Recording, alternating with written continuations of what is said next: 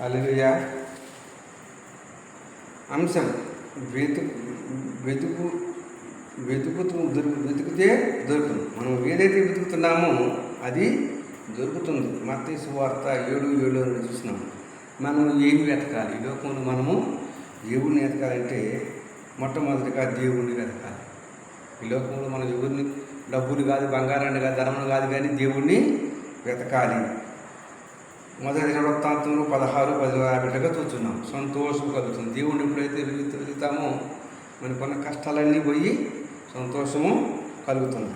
2, సన్నిధి వెతకాలి. దేవుని యొక్క సన్నిధిని వెతకాలి. కీర్తన 27:4 ప్రసన్నత కలుగుతుంది. దేవుడి యొక్క సన్నిధిని మనం ఎప్పుడు తిరుగుతామో ఆయన ప్రసన్నత దేవుడు మనకి కలుగుతుంది. ఆయన కనపడతాడు మనకి. దేవుని స్తోత్రం. 3, పైనున్న వాటిని వెతకాలి. భూమి మీద ఉన్న వాటిని కాదు, పర సంబంధమైన పరలోకమైన ఈవులని వెతకాలి. కొలసి 3:1-4 చూసినట్టయితే జీవం కలుగుతుంది. పరలోక సంబంధమైన మనం వాటిని ఎప్పుడైతే వెతుకుతామో మనకి ఏం కలుగుతుంది?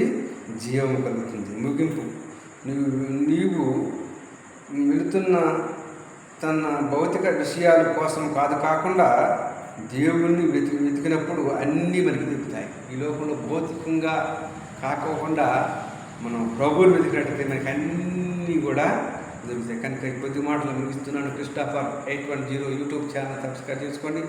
అనేక మంది చేతివలసిందిగా కోరుతున్నాను.